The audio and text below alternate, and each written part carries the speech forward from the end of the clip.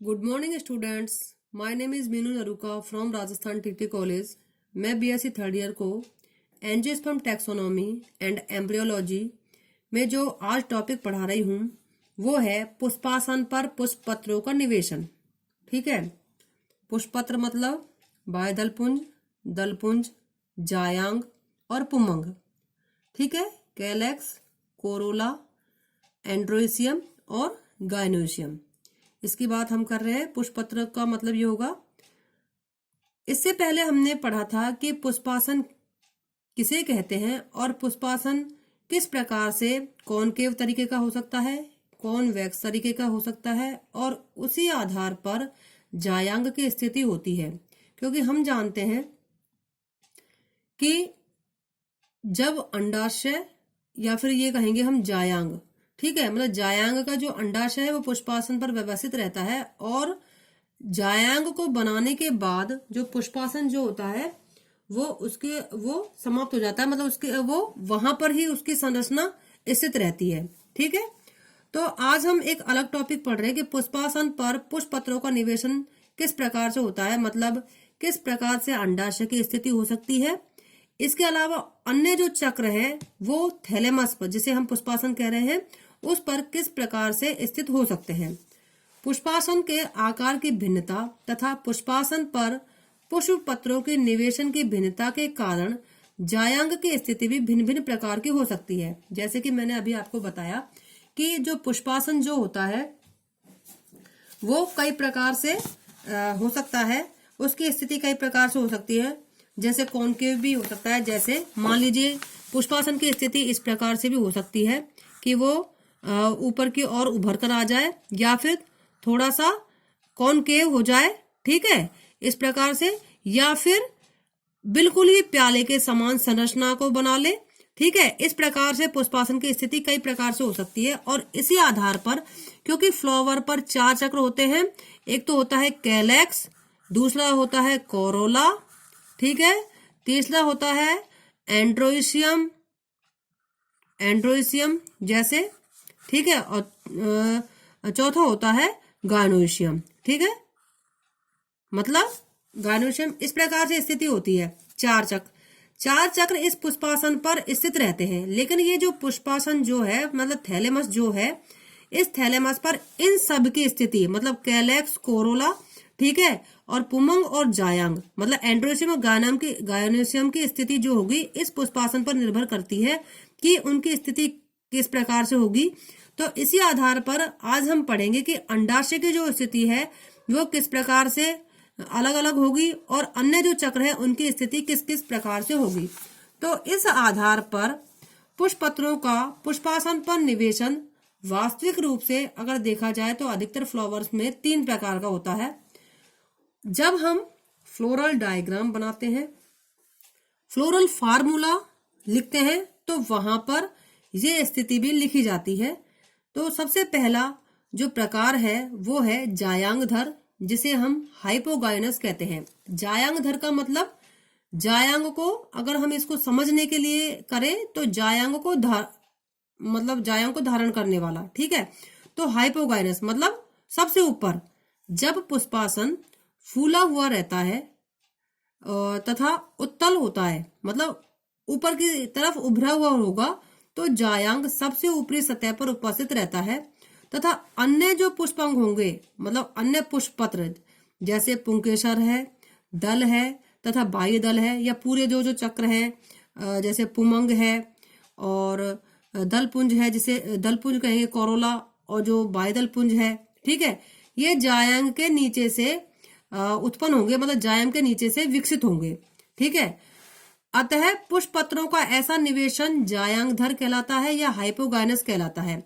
और इसी प्रकार से अंडाशय की जो स्थिति होगी, ओवरी जो होगा वो सबसे ऊपर स्थित रहेगा, जिसके कारण इसे क्या कहा जाएगा, ऊर्ध्ववर्ती या सुपीरियर ओवरी कही जाएगी। अब हमें यहाँ पर 2 चीजें याद रखनी है कि ऊर्ध्ववर्ती सुपीरियर ओवरी और स्थिति कैसी है, हाइपोगाइनस प्रकार की, मतलब हाइपोगाइनस जायांग सबसे ऊपर है पुष्पासन पर और इसके अलावा ओवरी की स्थिति सबसे ऊपर है। अब इसको इस डायग्राम से हम समझ सकते हैं कि यहाँ पर आप देख सकते हैं कि यहाँ पर आप देखिए ये यहाँ पर जो पुष्पासन है उस पर अगर अंडाशय जो होगा वो सबसे ऊपर स्थित होता है। ठीक है, अगर इसकी स्थिति इस प्रकार की हो कि ये जो है पुष्पासन फूल जाता है और फूलने के कारण अंडाशय अगर सबसे ऊपर स्थित है, और इस डायग्राम में आप देख सकते हो कि अन्य जो चक्र हैं वो इसके नीचे से उत्पन्न होंगे। मतलब ये जो ओवरी है जिसे हम जायांग कह रहे हैं, कार्पल जो कहेंगे, पूरा भाग जो इसको तो कार्पल कहेंगे,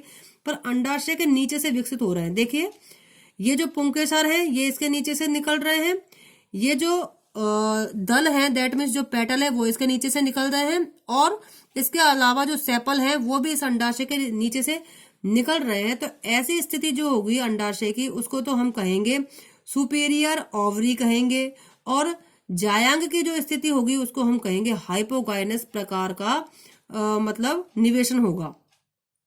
ठीक है, तो इस प्रकार से सबसे पहली जो स्थिति है वो है जायांग की जायांगधर, जिसे कि हम हाइपोगाइनस कहते हैं।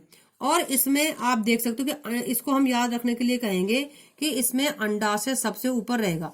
तब अब आप देखिए कि ये कैसी है, सुपीरियर। किस किस में इस प्रकार की स्थिति पाई जा सकती है? सरसों में पाई जा सकती है, मस्टर्ड जिसे हम कहते हैं धतूरा में पाई जा सकती है, और बैंगन में इस प्रकार की स्थिति पाई जा सकती है। मतलब उसमें जो ओवरी होगी वो सबसे ऊपर स्थित होगी और अन्य पुष्प पत्र जो होंगे वो ओवरी से नीचे से विकसित होंगे। ठीक है, इसके बाद दूसरा जो प्रकार है वो है पेरिगाइनस। पेरिगाइनस मतलब परिजायांगी प्रकार का निवेशन। ठीक है, परिजायांगी का मतलब जब पुष्पासन थोड़ा सा दब जाता है। ठीक है, जब पुष्पासन थोड़ा सा दब जाएगा तथा प्याले के समान हो जाता है। अब यहाँ पर प्याले के समान का मतलब ये नहीं कि बहुत ही गहरा प्याला बना है, मतलब आप ये देखिए कि प्याला ज्यादा गहरा नहीं होगा, बिल्कुल हल्का सा गहरा होगा, तो प्याले के समान हो जाएगा। तब जायांग कैसा होगा? तब जायांग इसकी अवतल सतह पर स्थित रहता है, मतलब कॉनकेव सतह पर स्थित होगा पुष्पासन की। ठीक है, तथा अन्य पुष्पांग कहाँ होंगे? इसके किनारों से विकसित होंगे, ना तो नीचे से विकसित होंगे ना ऊपर से विकसित होंगे। कहाँ से विकसित होंगे? इसके किनारों से। तो यहाँ पर जायांग की स्थिति कैसी होगी?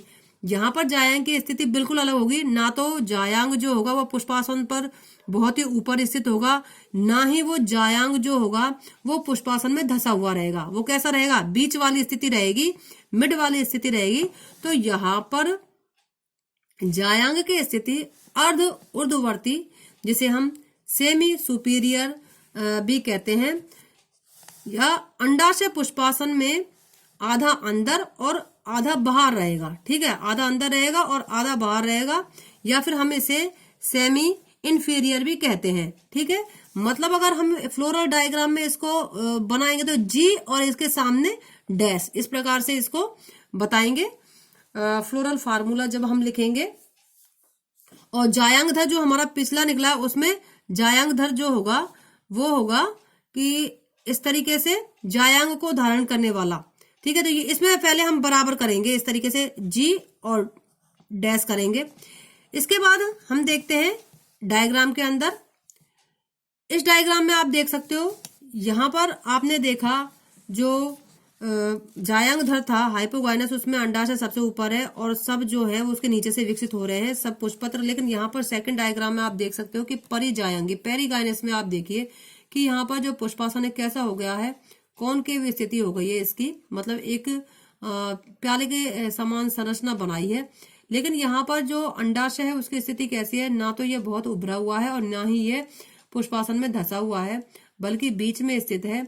और ऐसी स्थिति में पुष्प के अन्य जो पत्र हैं वो इसके किनारों पर से विकसित हो रहे हैं। आप देख सकते हैं कि ये जो सेपल है, या फिर हम ये कहेंगे कैलेक्स और कोरोला, और ये जो पुंकेसर जो है, पुमंग जो चक्र है, वो इसके किनारों पर से विकसित हो रहा है। तो इस प्रकार की जो स्थिति होगी उसे हम पेरिगाइनस जायांग कहेंगे या परिजायांगी कहेंगे। और ओवरी की जो स्थिति होगी वो सेमी सुपीरियर भी कह सकते हैं और सेमी इंफीरियर भी हम इसे कह सकते हैं। ठीक है, इस प्रकार का जो स्थिति पाई जाती है वो मटर और गुलाब और बेर के जायांग में इस प्रकार की स्थिति पाई जाती है। अब हम बात करते हैं तीसरे प्रकार के निवेशन की। तीसरा प्रकार का जो निवेशन है वो है जायांगोपरिक, मतलब एपिगाइनस। एपिगाइनस जब पुष्पासन प्याले नुमा संरचना बनाता है। कहने का मीन्स ये है कि जब पुष्पासन अंदर की ओर धंस जाता है, ठीक है, वो अंदर की ओर धंस जाएगा और एक गहरे प्याले के समान संरचना का निर्माण करेगा, जिसके केंद्र में जायांग स्थित होता है। अब इससे क्या होगा कि जो जायांग जो है, दैट मीन्स गायनोशियम जो है, वो अंदर की ओर इसमें धंस जाएगा और अंडाशय की दीवार पार्श्व में पुष्पासन के साथ संलयित होती है। मतलब जो अंडाशय की दीवार होगी वो किसके साथ जुड़ जाती है, एक तरीके से पुष्पासन थैलेमस के साथ जुड़ जाती है, संलयित हो जाती है।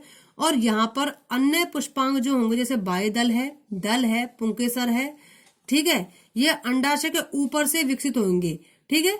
जायांग की इस स्थिति को क्या कहेंगे, अधोवर्ती, दैट मीन्स इन्फीरियर कहा जाता है। इस प्रकार की ओवरी को इन्फीरियर कहा जाता है। और अन्य पुष्पांग जो होंगे, अन्य पुष्प पत्र जो होंगे, वो ऊर्ध्ववर्ती होंगे, मतलब सुपीरियर प्रकार के होंगे। अब इस डायग्राम में आप देख सकते हो कि यहाँ पर आप देखिए जो पुष्पासन है, ये पुष्पासन है, ये क्या है, पुष्प व्रंत है, ठीक है, पेडिकल है ये। और ये जो है ये पुष्पासन है, ये इतना अधिक गहरा हो गया है कि इसकी जो स्ट्रक्चर है वो कैसी हो गई है, प्याले के समान हो गया है ये। और इस प्याले के समान हो जाने के कारण जो जायांग है, दैट मीन्स ये पूरा जो कार्पल है, इसका जो नीचे वाला भाग कौन सा है, ओवरी, जो अंडाशय है वो इसमें धंस गया है, ठीक है। इसमें धंस जाने के कारण इसकी जो अंडाशय की दीवारें हैं वो भी इसके समकक्ष है, इसके सामने ही है, मतलब इसमें संलयित हो गई है या जुड़ गई है, हम ये कह सकते हैं।